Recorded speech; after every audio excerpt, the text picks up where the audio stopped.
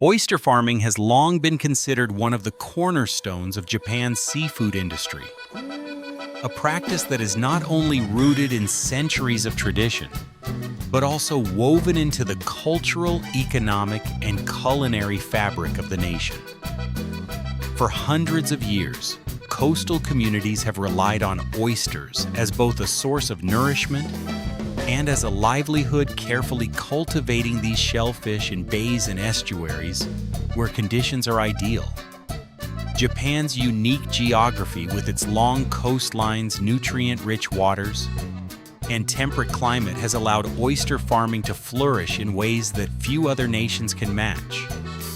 Among the many regions dedicated to aquaculture, Hiroshima stands out as one of the oldest and most productive centers of oyster cultivation, a place where families have passed down methods and secrets across generations, blending time-honored practices with the precision of modern science. What began as a way for coastal fishermen to gather food from the sea has evolved into an advanced and large-scale industry supplying domestic markets and exporting delicacies to countries all over the world. The biology of oysters makes them fascinating creatures to farm. These filter-feeding shellfish thrive in brackish waters, where the mingling of ocean salt water and river fresh water creates a balanced environment rich in plankton, their primary food source. They require oxygen-rich currents that continually bathe them in nutrients, yet they are also remarkably sensitive to pollution, which makes water quality one of the most decisive factors in determining both yield and flavor.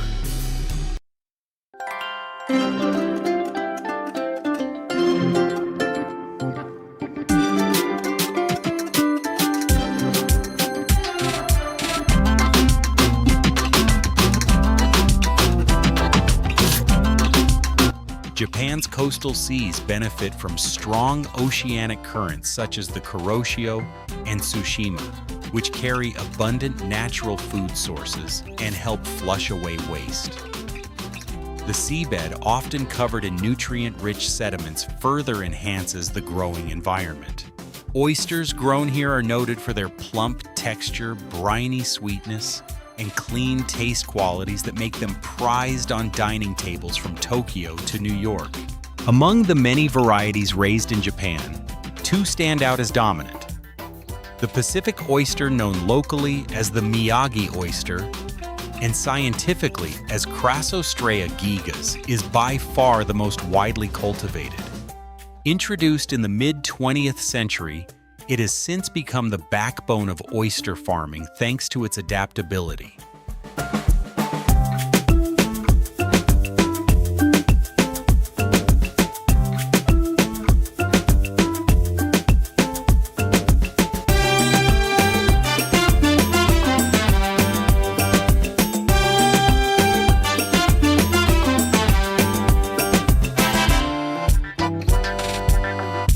Pacific oysters can tolerate a wide range of water temperatures and salinity levels, allowing them to thrive in both cold and warm waters.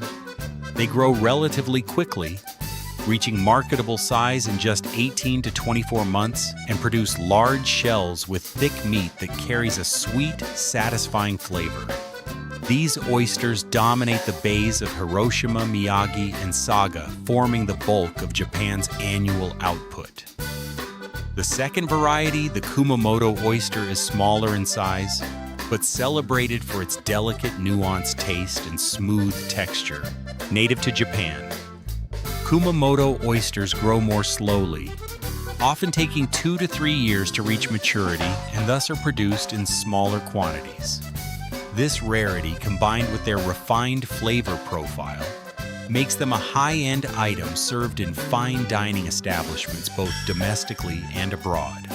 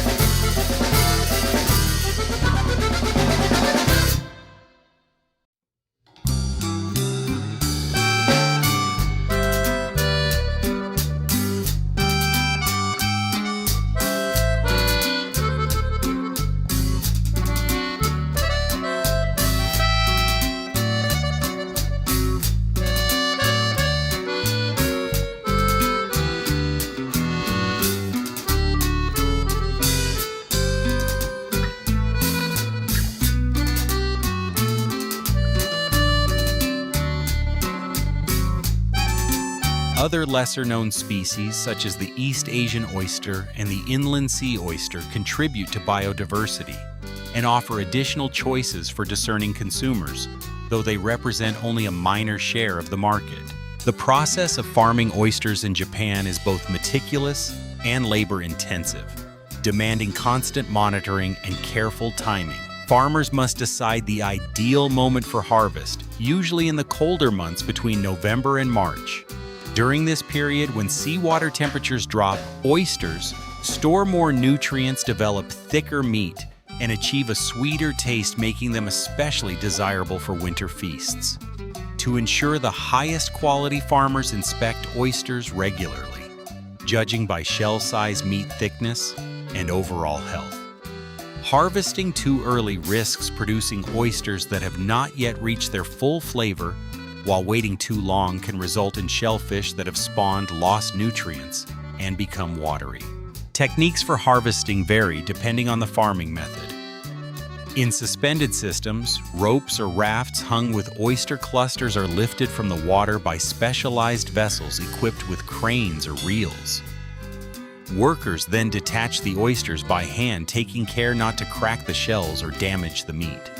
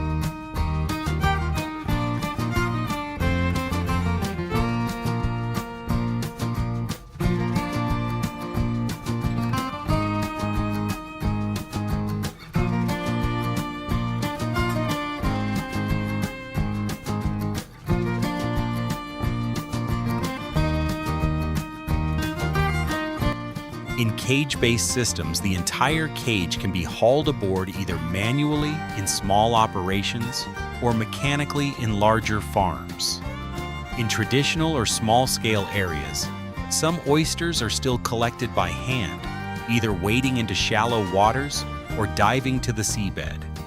This direct contact method, while laborious, has a certain romantic quality, connecting today's harvesters with the practices of their ancestors. Once harvested, oysters must be processed immediately to preserve freshness. The first step is sorting, where shellfish are classified by size, condition, and quality. Damaged or undersized oysters are discarded, while premium ones are set aside for high-end markets. Cleaning follows, often using high-pressure water systems or circulating tanks to remove mud, algae, and any organisms clinging to the shells. This step is not only about aesthetics, but also critical for food safety and hygiene. Finally, storage involves keeping oysters at temperatures between 0 and 5 degrees Celsius under high humidity to prevent dehydration.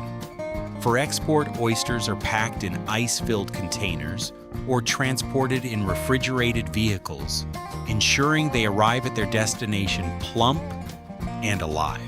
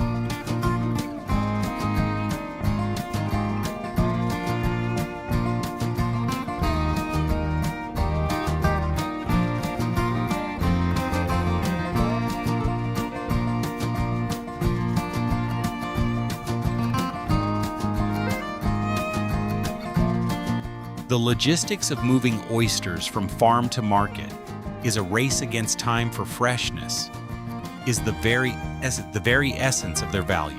Japan's oyster industry is not only about farming and export, it is also deeply intertwined with culinary traditions and local economies.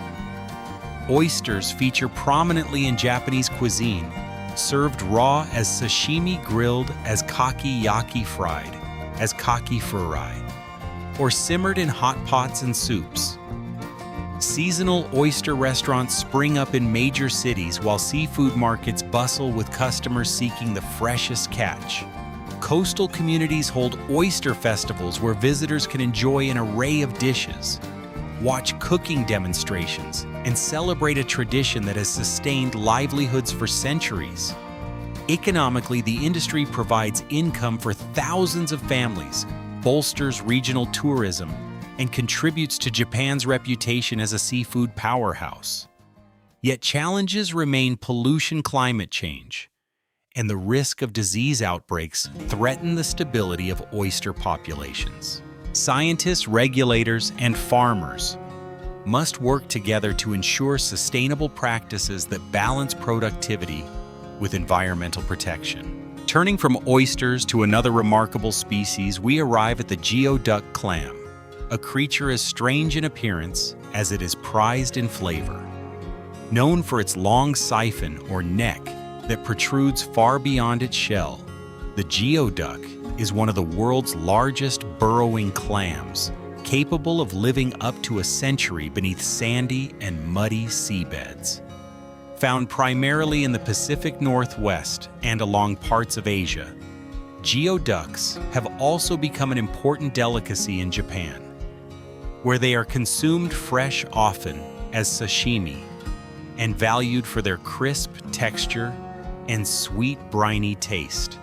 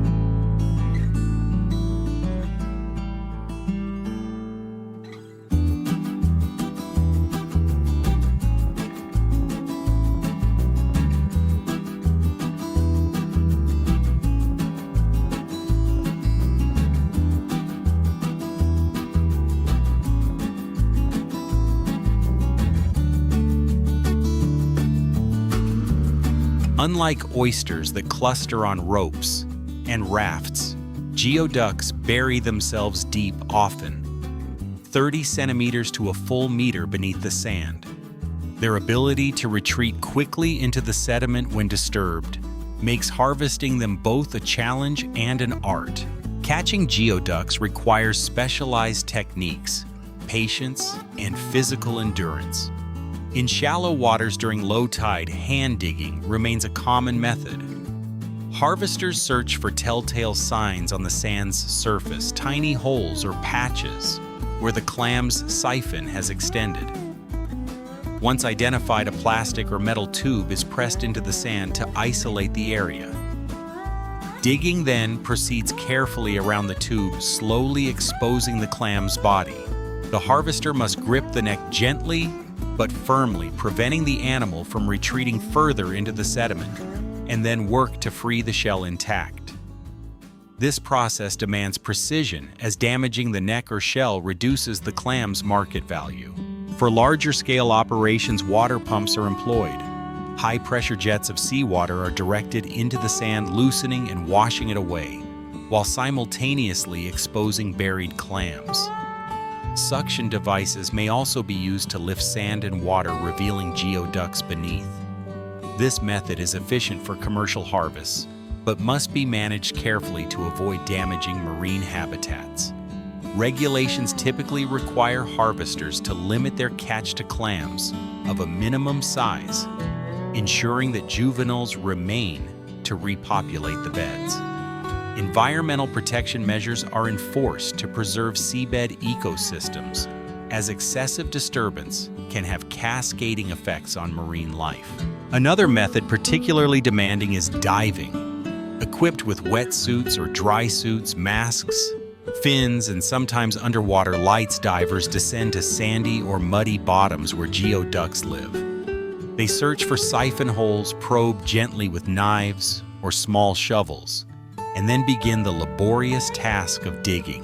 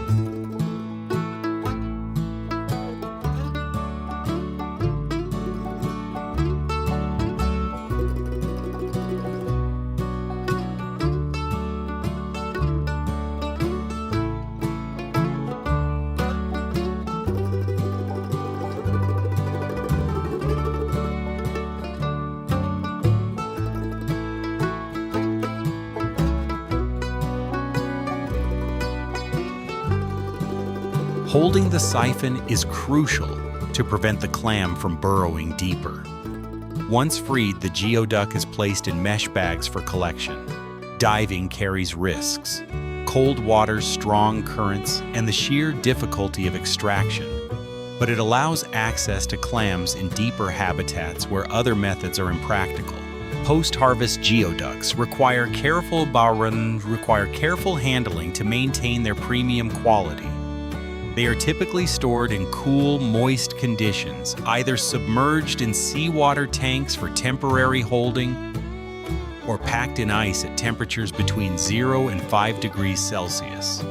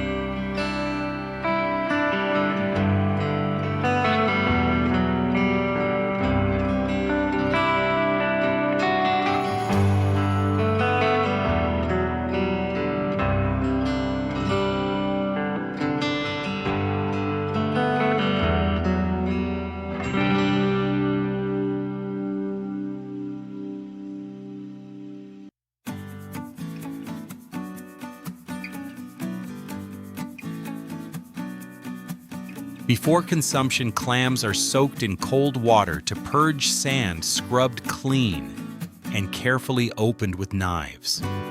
The dark intestines are removed, leaving the prized siphon and body meat.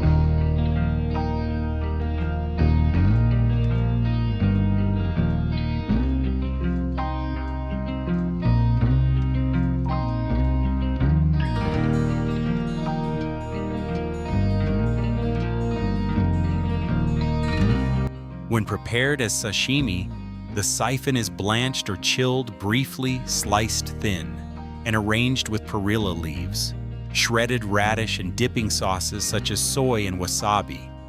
The texture is firm, yet tender, offering a crisp bite that seafood lovers prize. Geoducks can also be grilled stir-fried or added to hot pots, but their most celebrated presentation remains raw, where their freshness and sweetness shine. The economic value of geoducks is extraordinary. In markets across Asia, particularly in China and Japan, they command high prices, sometimes hundreds of dollars per kilogram, making them one of the most lucrative shellfish species. This demand has spurred aquaculture initiatives with farms attempting to cultivate geoducks in controlled environments to supplement wild harvests.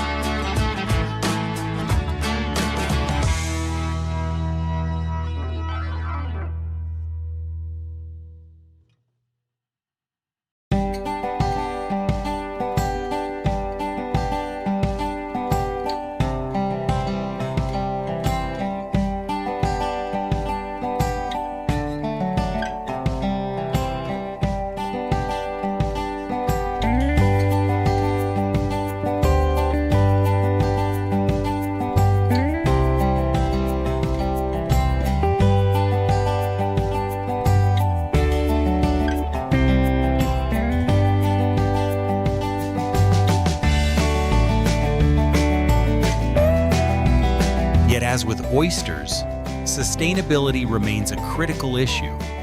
Over-harvesting, habitat destruction, and climate-related changes in ocean conditions threaten the future of geoduck populations. Effective regulation, scientific research, and responsible harvesting are essential to protect this resource for generations to come. When viewed together, oysters and geoducks tell a broader story of humanity's relationship with the sea. They illustrate how coastal communities have adapted to their environment, developed sophisticated methods of aquaculture, and created culinary traditions that celebrate the bounty of the ocean.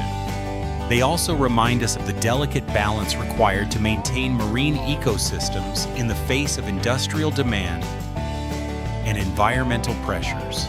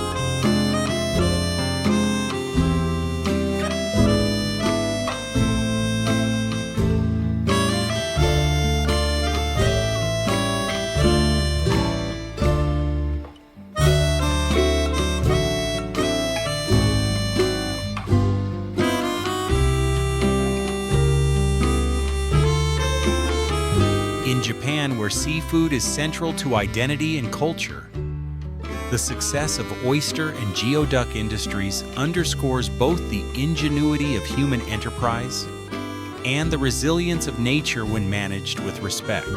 From the quiet bays of Hiroshima, where rafts of oysters float serenely on the water, to the sandy flats where harvesters bend low to unearth giant clams, these practices embody centuries of knowledge, labor, and reverence for the sea. Every oyster shucked at a winter festival, every slice of geoduck sashimi presented with care carries with it the legacy of coastal families, the rhythm of the tides, and the enduring bond between people and the marine world. As long as we safeguard these resources with wisdom and foresight, oysters and geoducks will continue to nourish both body and culture, linking the past with the future in the timeless story of the ocean's abundance.